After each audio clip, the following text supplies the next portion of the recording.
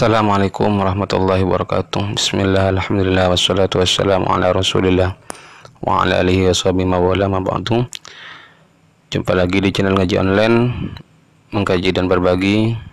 Pada kesempatan kali ini kita berada di ngaji ke-11, yaitu masih seputar tentang ngaji nahwu.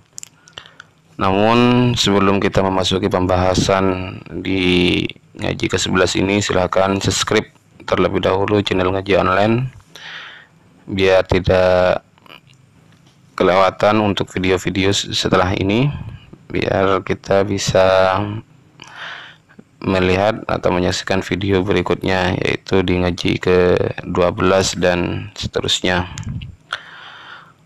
Pada kesempatan kali ini kita akan membahas isim yang dibaca rofa. Sebenarnya isim yang dibaca rofa ini adalah bagian dari isim yang bisa di-i'rab atau isim mu'rab. Maka perlu saya tegaskan kembali bahwa sebagaimana saya jelaskan bahwa akhir kalimat isim itu ada yang mu'rab, ada yang mabni. Adapun yang mabni tentunya tidak akan dibahas lagi karena itu sudah secara tuntas kita bahas pada video sebelumnya. Namun pada kali ini adalah membahas isim yang mu'rab. Sebagaimana sering saya sampaikan bahwa akhir dari kalimat isim yang berupa mu'rab ini bisa berupa rofa. Contohnya adalah masjidun. Ini kebetulan saya menggunakan rofanya menggunakan dhammah. Begitu juga bisa nasab, misalnya lafadz masjidan. Kemudian bisa juga jar, yaitu contohnya masjidin. Maka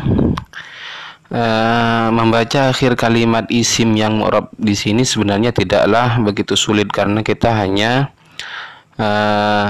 menentukan, mencari dari tiga i'rab ini, rafa, nasab, jar, apa dibaca masjidun atau masjidan atau masjidin.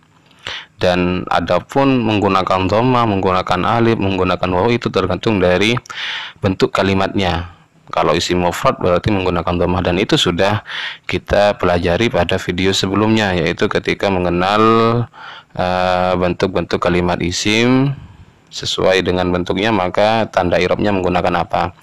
Namun pertanyaannya adalah rafa, nasab, dan jar ini kapan kalimat isim itu dibaca rafa, dan kapan dibaca nasab, dan kapan dibaca jar? Tentunya ini tidak semudah mengenal akhir dari kalimat fi'il mudhari yang mu'rab. Kalau fi'il mudhari yang mu'rab, tentunya kita mengenal apa yang masuk pada fi'il mudhari tersebut. Sebagaimana kita lihat bahwa fi'il mudhari yang dimasuki an itu harus dibaca nasab, dan kita harus tinggal menghafalkan apa itu amil nawasib dan amil jawazim. Namun ketika berupa kalimat isim ini sedikit agak sulit, karena kita harus mengetahui pengertian-pengertian dari masing-masing, kapan itu dibaca rofa, kapan dibaca nasab, dan kapan dibaca jar. Jadi pertanyaannya adalah kapan dibaca rofa, nasab, dan jar. Dan ini kita akan bahas, kita akan jawab pada video berikutnya. Video ini akan menjawab kapan dibaca rofa. Maka kita memasuki marfu'atul asma atau isim-isim yang dibaca rofa. Jadi ketika kita menemukan i'rab rofa, maka tentunya tidak akan lepas dari isim-isim ini. Yang pertama adalah berupa fa'il, atau kita balik bahwa kalau kita bertemu dengan fa'il, oh ini maksudnya pas dijadikan fa'il, maka kita harus baca rofa. Kemudian yang kedua adalah naibul fa'il, ketiga adalah mubtada, berikutnya adalah khobar, kemudian isimnya kana beserta saudaranya, dan khobar inna, khobarnya inna dan saudaranya, dan yang terakhir adalah tawabi atau isim yang ikut pada kalimat sebelumnya. Namun perlu saya tegaskan di sini bahwa ini rofa'nya ini asli, berarti fa'il, naibul fa'il, mubtada, khobar, isimnya kana, dan khobarnya ini adalah bisa dikatakan isim yang dibaca rofa yang asli. Sedangkan tawabi di sini sebenarnya adalah isim yang ikut-ikutan, sehingga nanti kita akan ketemu tawabi ini ketika membahas isim yang dibaca nasab, dibaca jar juga ada. Maka berikutnya ketika tawabi di sini mengikuti salah satu yang 6, maka tawabi di sini termasuk bagian dari isim yang dibaca rofa. Jadi seperti itu. Maka di sini nanti saya tidak akan membahas tawabi, akan tapi tawabi ini akan saya bahas secara tersendiri nanti ketika sudah membahas isim yang dibaca jar.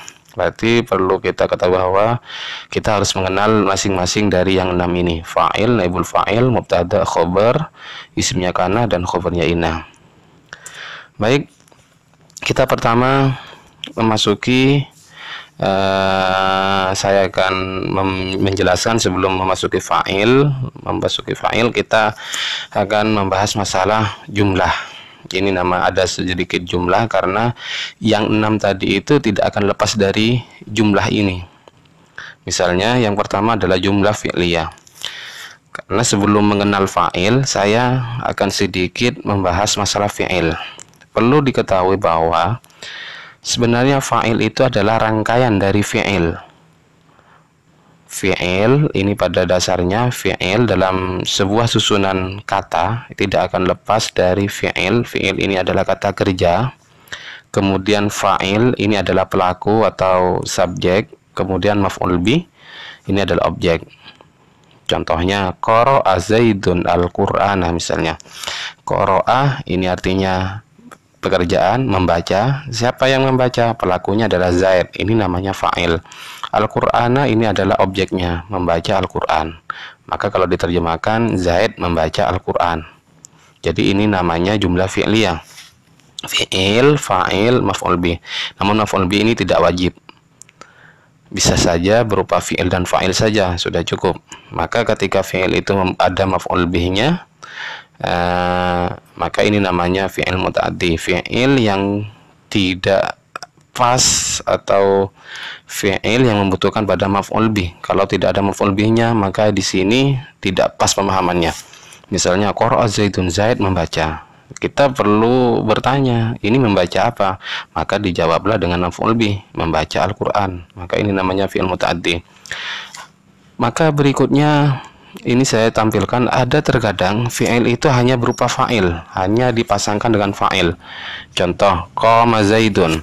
Qama artinya berdiri, Zaidun Zaid. Ini maksudnya adalah Zaid berdiri. Maka kalau seperti ini, fi'il dan fa'il ini tidak usah dikasih objek. Berdiri ke, maksudnya kepada, tidak boleh, tidak usah seperti itu. Kita sudah mafhum atau sudah paham dengan adanya fi'il fa'il tersebut. Dan ini tidak bisa dipisahkan ya. Ini tidak bisa dipisahkan. Fi'il fa'il ini tidak bisa dipisahkan dan tidak boleh mendahului. Jadi susunannya yang wajib itu adalah fi'il fa'il. Setelah fi'il harus ada fa'il.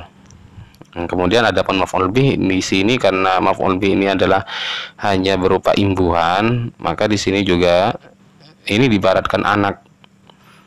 Kalau fi'il ini suami, fa'il istri, maka fa'il atau istri ini tidak boleh mendahului suaminya. Tapi kalau anak ini boleh, bisa saja di tengah, bisa saja di depan. Jadi boleh dikatakan Al-Qur'ana qara'a Zaidun.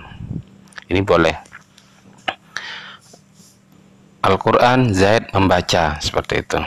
Kepada Al-Quran Zaid membaca. Tapi kalau Zaidun mendahului lafadz qara'a, ini tidak bisa. Maka di sini tidak dinamakan fi'il fa'il nantinya. Maka dinamakan jumlah ismiyah nantinya. Kemudian model yang kedua dari fi'liyah di sini adalah bisa fi'il beserta naibul fa'il. Ini tidak ada fa'ilnya, akan tetapi menggunakan naibul fa'il. Naibul fa'il itu ini akan dijelaskan, namun di sini saya sedikit singgung bahwa naibul fa'il ini secara makna adalah pengganti dari fa'il. Contohnya seperti ini, quri al-Qur'anu. Quran dibaca. Maka di sini hukumnya rofa sebagai ganti dari fa'il. Jadi fi'il tidak ada pelakunya, tapi langsung naibul fa'il. Naibul fa'il ini sebenarnya adalah objek atau maf'ul bih. Namun maf'ul bihnya dirofakkan dan pelakunya dibuang. Berarti naibul fa'il ini adalah pengganti dari fa'il yang dibuang. Jadi itulah jumlah fi'liyah. Kemudian jumlah ismiyah itu berupa mubtada khobar. Contohnya apa mubtada dan khobar ini adalah satu kesatuan juga, sama dengan fi'il fa'il. Tidak ada mubtada kalau tidak ada khobar, dan tidak ada khobar kalau tidak ada mubtada. Ini adalah suatu yang wajib harus ada keduanya. Kemudian contohnya apa? Contohnya adalah Zaidun qari'un. Zaid membaca. Zaid membaca. Ini bukan susunan fi'liyah. Nah, karena ini bukan fi'il, akan tapi di sini isim sama isim akan dinamakan jumlah ismiyah. Jadi ini adalah mubtada dan khobar. Maka dari mubtada khobar di sini, ini bisa modelnya bisa disisipi kana, tapi ini tidak dinamakan jumlah ismiyah nantinya. Namun ini sebenarnya mubtada khobar juga. Saya tidak akan membahas masalah jumlah ismiyah, tapi kalau di sini sudah membahas masalah disisipi kana, karena kana ini bukan ismiyah lagi tapi fi'liyah. Tapi di sini yang jelas isim kalimat yang dimasuki kana itu adalah mubtada khobar juga. Jadi tadi Zaidun qari'un cuma ditambah dengan kana menjadi Zaidun kana Zaidun qa'iman. Ini sedikit ada perbedaan cara bacanya. Kemudian begitu juga inna. Inna ini masuk pada mubtada khobar juga. Maka inna Zaidan qa'imun. Jadi yang dimasuki kana sama inna itu adalah mubtada khobar, adalah jumlah ismiyah ini yang dimasuki. Maka kalau kita sudah paham ini jumlah fi'liyah, kita perlu perhatikan fi'liyah dan ismiyah ini, maka insya Allah kita akan cepat untuk memahami dari masing-masing isim yang dibaca rofa. Fa'il dan naibul fa'il. Ini sengaja saya satukan karena ini ada kemiripan. Perlu diperhatikan bahwa naibul fa'il dan naibul fa'il ini adalah bagian isim yang dibaca rofa, dan keduanya harus terletak setelah fi'il. Tidak mungkin ada naibul fa'il atau ada fa'il kalau tidak ada fi'ilnya. Maka fa'il itu adalah pelaku pekerjaan, kemudian naibul fa'il itu adalah pengganti fa'il. Pengganti fa'il, coba perhatikan ciri-cirinya adalah terletak setelah fi'il. Sekali lagi bahwa tidak mungkin ada fa'il dan naibul fa'il kalau tidak ada fi'il. Maka kita kalau sudah menemukan kalimat fi'il, maka kita tinggal cari fa'il sama naibul fa'ilnya. Kalau tidak ada fa'il berarti digantikan naibul fa'il. Kalau tidak ada naibul fa'il berarti itu adalah fa'il biasa, seperti itu. Maka perhatikan contoh berikut ini. Ini saya sudah ada contoh khalaqallahul insana, misalnya ini khalaqa. Ini adalah kalimat yang normal pada biasanya. Khalaqa di sini fi'il, ini fi'il madhi, khalaqa artinya menciptakan. Kemudian yang namanya pekerjaan pasti ada yang mengerjakan. Siapa yang menciptakan? Ini dijawab Allahu, berarti Allah menciptakan. Berarti ini lengkap, ada fi'il khalaqah, ada fa'il lafadz Allahu.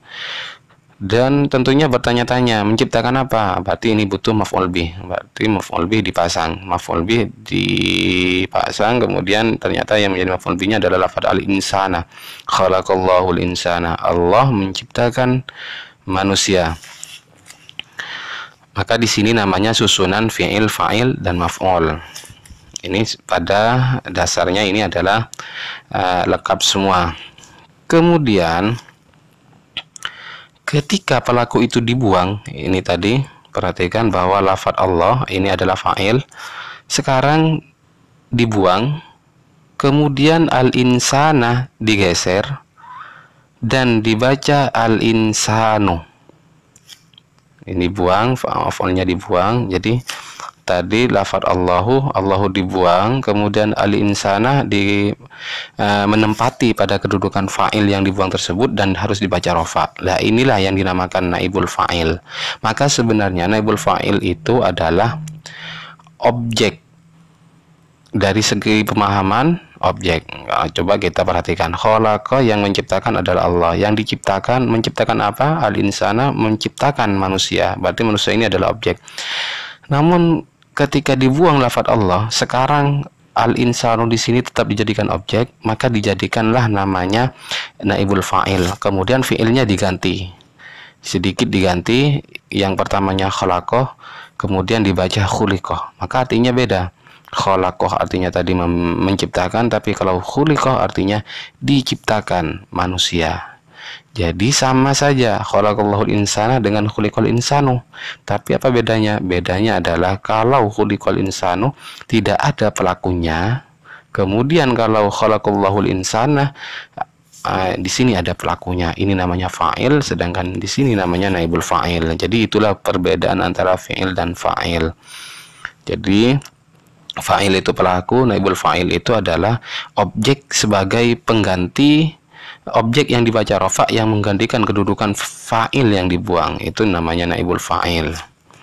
Untuk apa dibuang? Untuk apa fa'ilnya dibuang? Fa'ilnya dibuang itu biasanya karena sudah diketahui, sudah umum. Khuliqal insanu, diciptakan manusia. Kita kalau bertanya-tanya siapa yang menciptakan, tentunya semua orang bisa menjawab bahwa yang menciptakan manusia adalah Allah. Jadi biasanya karena diketahui. Ini namanya mabni majhul. Fa'ilnya tidak diketahui namanya mabni majhul. Sedangkan yang diketahui ada yang lengkap, fi'il, fa'il dan maf'ul, ini namanya mabni maklum. Fi'ilnya mabni maklum. Kemudian kalau yang tidak lengkap, fi'il kemudian langsung maf'ul tapi maf'ulnya dibaca rafa, pelakunya dibuang, itu namanya mabni majhul. Jadi itulah fi'il dan naibul fa'il. Nah, kemudian maka fa'il tersebut ganti ya, istilahnya bukan fa'il lagi tapi naibul fa'il karena maf'ul bihnya dibuang. Berikutnya adalah pembagian dari fa'il. Pembagian dari fa'il ini ada isim zahir, ada juga isim dhamir. Kalau kita sudah paham isim dhamir, tentunya kita cepat memahami isim zahir. Isim zahir itu adalah tidak terdiri dari kata dia, kamu atau saya. Maka kalau isim dhamir sebaliknya, terdiri dari kata dia, kamu atau saya, sesuai dengan definisi isim dhamir. Kita contohkan, qara'a Zaidun al-Qur'ana, misalnya qara'a membaca, Zaidun Zaid, al-Qur'ana Al-Qur'an, berarti Zaid membaca Al-Qur'an. Yang membaca adalah Zaid. Sedangkan Zaid di sini tidak terdiri dari kata saya, dia atau kamu. Beda yang kedua yang isim dhamir, qara'tul Qur'ana, saya membaca Al-Qur'an. Yang membaca siapa? Yang membaca adalah saya, berarti terdiri dari kata saya. Oh, ini namanya naibul fa'il isim dhamir. Namun yang harus dibaca rofa itu adalah naibul fa'il isim dhahir, dan rofa tidak ada kaitan dengan isim dhamir karena di sini tidak membahas masalah i'rab kalau sudah isim dhamir, karena isim dhamir di sini hukumnya sudah mabni. Jadi seperti itu. Berikutnya adalah naibul fa'il, sama juga. Naibul fa'il itu sama juga. Misalnya yang kita langsung contoh karena tadi sudah disinggung, quri al-Qur'anu. Di sini naibul fa'ilnya al-Qur'anu. Ini berupa zahir, tidak mengandung makna saya, kamu atau dia, dibaca Al-Qur'an misalnya. Beda yang kedua, misalnya duribtu, saya dipukul. Yang dipukul saya ini adalah bagian dari isim dhamir. Jadi itu yang dimaksud naibul fa'il isim dhamir. Berikutnya sedikit saya tampilkan dari model fi'il mabni majhul, karena bentuk fi'ilnya itu tidak sama dengan mabni maklum, dan kebanyakan kita sudah tahu bentuk dari fi'il mabni maklum dan bagaimana cara mengubah menjadi fi'il mabni majhul. Kita sudah ada di sini, kita sudah bisa menyaksikan, bisa melihat bahwa ada fi'il madhi dan fi'il mudhari. Adapun fi'il amar itu tidak boleh dimabnikan majhul, tidak ada istilah fi'il amar majhul. Yang ada itu fi'il madhi sama fi'il mudhari. Kita lihat bahwa ini tergantung dari huruf. Ini jumlah hurufnya. Kalau 3 sama 4 ini sama. Kalau misalnya berupa 3 huruf, lafadz daraba, maka bagaimana caranya agar mempunyai arti di atau dijadikan mabni majhul? Maka yang pertama harus dibaca dhammah, du, dan sebelum akhir dibaca kasrah, menjadi duriba. Dari darabah menjadi duriba. Namun jika berupa fi'il mudhari itu ada perbedaan.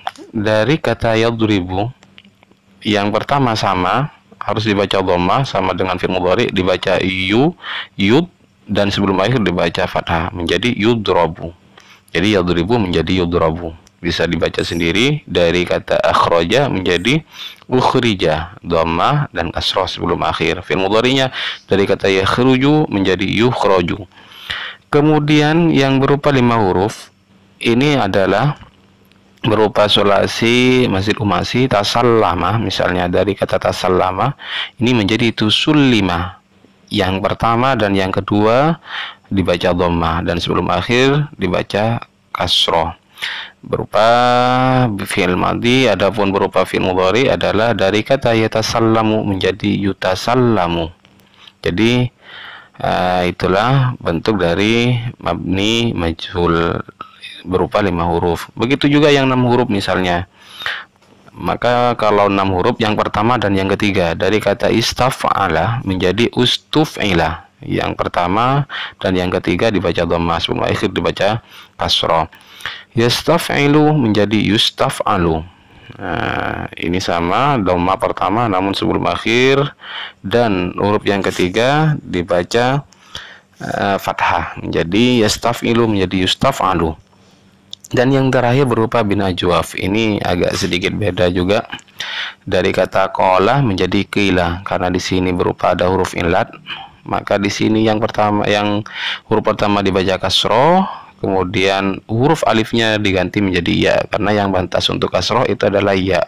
Dari qala menjadi qila, dari kata nala menjadi nila, kemudian dari kata malah misalnya menjadi mila. Begitu juga ada huruf yang berupa alif, misalnya ini kalau berupa fi'il mudhari ini harus diganti alif, yaqulu menjadi yuqalu. Kenapa? Karena sebelum akhir dibaca fathah. Yuqalu, dari yaqulu menjadi yuqalu. Maka tidak wawunya diganti alif karena yang pantas untuk fathah itu adalah huruf alif. Jadi disinilah model-model seperti ini model dari fi'il mabni majhul. Kemudian selanjutnya adalah bicara masalah mubtada khobar. Ini adalah satu kesatuan atau ini adalah pasangan yang tidak bisa dipisahkan juga. Kalau ada mubtada pasti ada khobar. Apa mubtada? Mubtada itu adalah pokok pembahasan. Kemudian khobar itu adalah penyempurna dari mubtada. Adapun ciri-cirinya adalah terletak di permulaan kalimat. Contohnya adalah lafadz zaidun qaimun, misalnya mubtada zaidun, zaid ini yang menjadi pokok pembahasan. Zaid, kenapa zaid? Dijawab qaimun. Adapun zaid qaimun adalah, kalau kita artikan dalam bahasa Indonesia, kalau begitulah kira-kira artinya yang pantas dijadikan adapun seperti itu adalah mubtada. Karena di sini tidak ada makna gandul kalau dalam bahasa Indonesia. Beda dengan bahasa-bahasa pesantren. Ini biasanya kalau dalam bahasa Jawa dikasih makna utawi. Ya, qaimun iku, utawi zaid qaimun. Kemudian qaimun itu berdiri. Tapi kalau dalam bahasa Indonesia itu tidak ada makna gandul atau tidak ada makna utawi ikunya.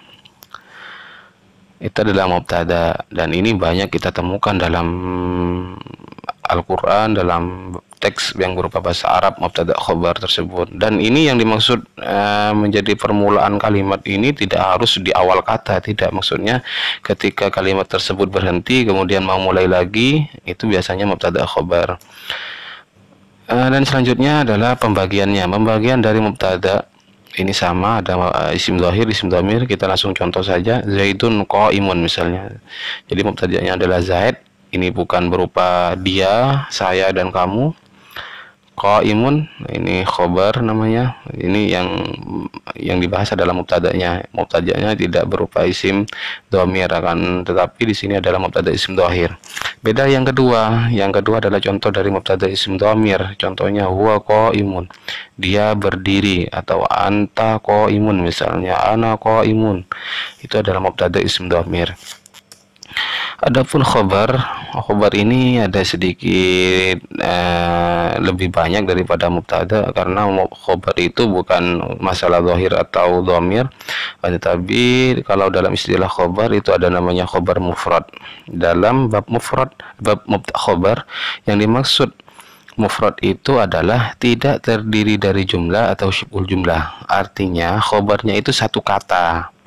Itu yang dimaksud khobar mufrad. Mufrad itu sendiri, berarti dia itu satu kata, tidak berupa jumlah. Bandingkan dengan ghairu mufrad, ini dua kata. Misalnya Zaidun Zaid, kohoma abuhu, bapaknya Zaid berdiri. Zaidun adapun Zaid, kohoma abuhu, yaitu bapaknya berdiri. Jadi di sini seakan-akan ada susunan kata yang dijadikan khobar, itu ada susunan kata, maka di sini namanya khobar ghairu mufrad. Baik, apa sih sebenarnya khobar ghairu mufrad? Khobar ghairu mufrad itu bisa terdiri dari fi'liyah, bisa berupa ismiyah. Ini artinya adalah khobar terdiri dari fi'il dan fa'il, dan ini sebenarnya bukan fi'il fa'ilnya yang menjadi khobar, akan tapi jumlahnya, karena kita sudah tadi saya sedikit kasih gambaran jumlah fi'liyah. Contohnya seperti ini, Zaidun adapun Zaid, berarti Zaid ini pokok pembahasannya, koma abuhu, ini dua kata terdiri dari jumlah, ini fi'il, ini fa'il. Ternyata khobarnya numpang pada jumlahnya, koma abuhu numpang pada fi'il fa'il. Artinya lebih gampangnya adalah Zaidun koma abuhu itu yang dimaksud khobar ghairu mufrad terdiri dari jumlah fi'liyah, khobarnya numpang pada fi'il fa'il, seperti itu. Kemudian jumlah ismiyah ini khobarnya numpang pada susunan mubtada khobar. Contohnya abuhu qaimun, sebelum ada lafadz Zaidun, abuhu qaimun ini adalah susunan, sudah menjadi satu susunan mubtada khobar. Abuhu adapun bapaknya, qaimun berdiri, bapaknya Zaid maksudnya. Maka di sini tambah Zaidun adapun Zaid, abuhu yaitu adapun bapaknya, qaimun yaitu berdiri. Berarti di sini khobarnya numpang pada mubtada khobar, seperti itu. Itu yang dinamakan khobar ghairu mufrad yang terdiri dari jumlah ismiyah. Ada juga yang kedua, ini bukan jumlah kan, tetapi menyerupai jumlah, menyerupai susunan kata. Jumlah ini maksudnya susunan kata. Ini adalah lebih gampang bahwa kapan apa siful jumlah? Siful jumlah itu bisa terdiri dari dzaraf, bisa terdiri dari jar majrur.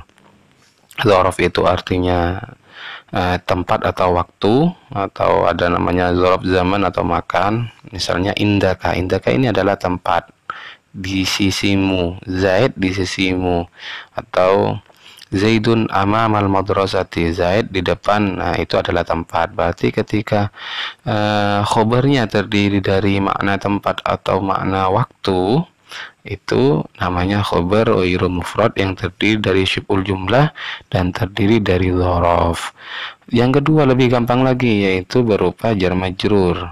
Khobarnya numpang pada susunan jar majrur. Contohnya adalah Zaidun fiddari, Zaid fiddari ada di dalam rumah. Ini yang dimaksud dengan syibhul jumlah. Kemudian bagian dari isim yang dibaca rofa juga adalah isimnya kana dan khobarnya inna. Ini saya rasa lebih gampang karena ciri-cirinya adalah kita harus mengenal kana, harus menghafal inna. Begitu juga saudara-saudaranya.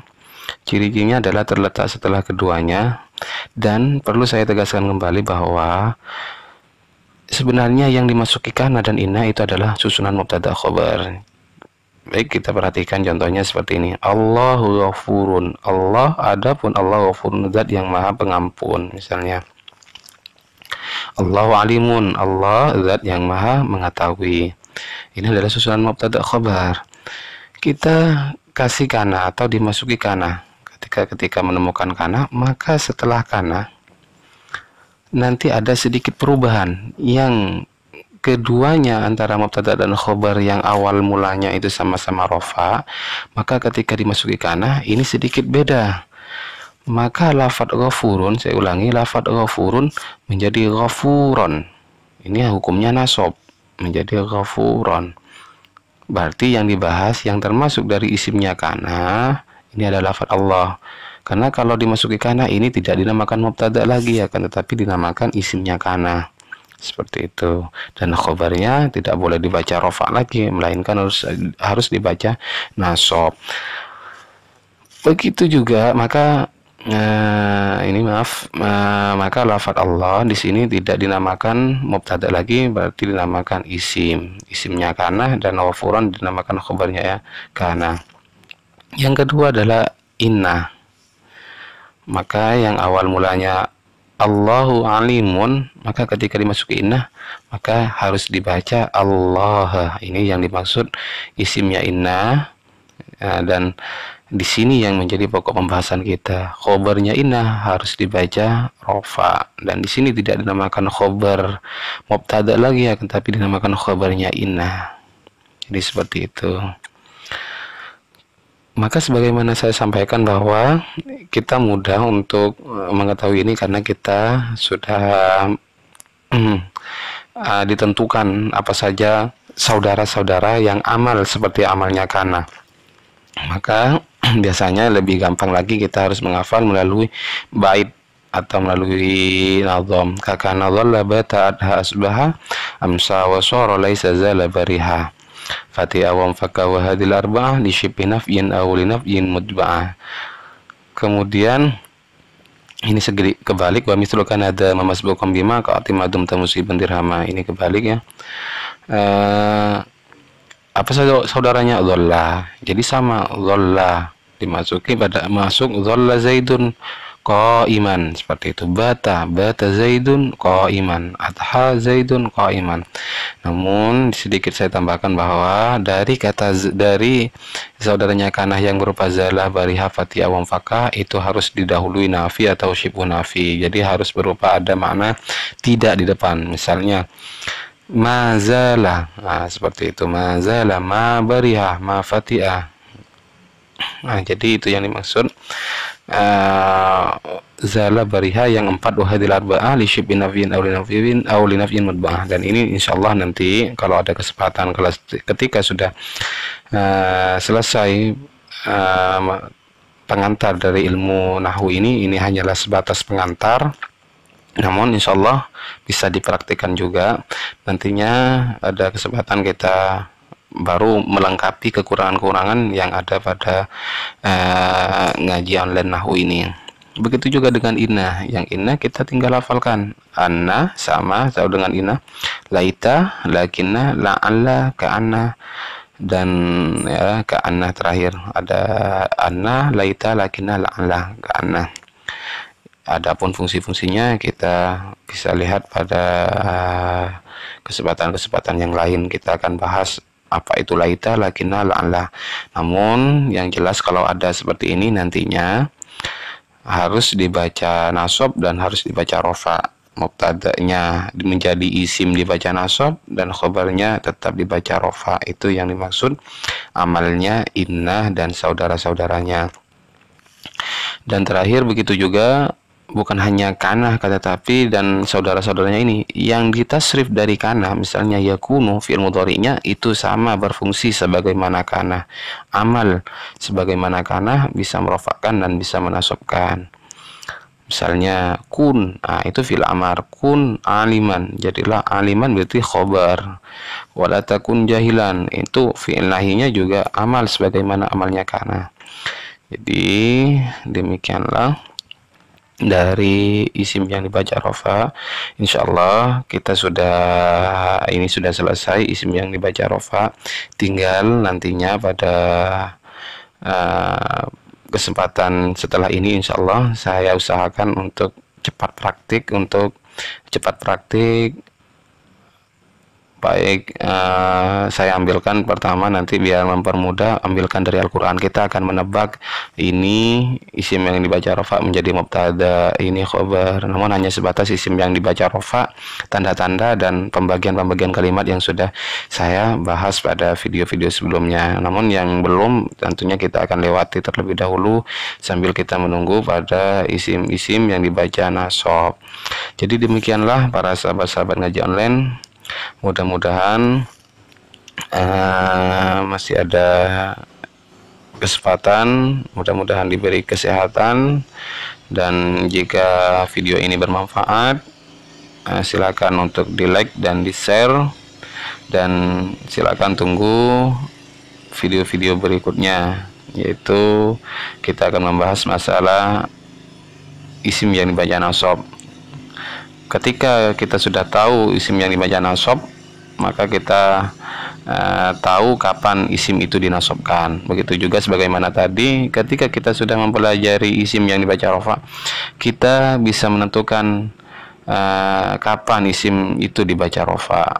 Dan ketika kita terlebih dahulu mempraktikkan, misalnya menemukan dalam Al-Qur'an, misalnya saya kulus sufaha, oh di situ ada rofa, itu menjadi apa, maka kita akan mengidentifikasi satu persatu apakah cocok ini dijadikan fa'il, bagaimana pemahamannya, dan itu nanti didukung dengan pemahaman. Jadi itu saja yang dapat kita ulas pada kesempatan ngaji ke-11 ini. Mudah-mudahan kita bisa berjumpa dan diberikan kesehatan dan kesempatan untuk bisa istiqomah ngaji online di channel ngaji online Nahwu ini. Dan akhirnya wallahul musta'an ila sabilir rahman. Assalamualaikum warahmatullahi wabarakatuh.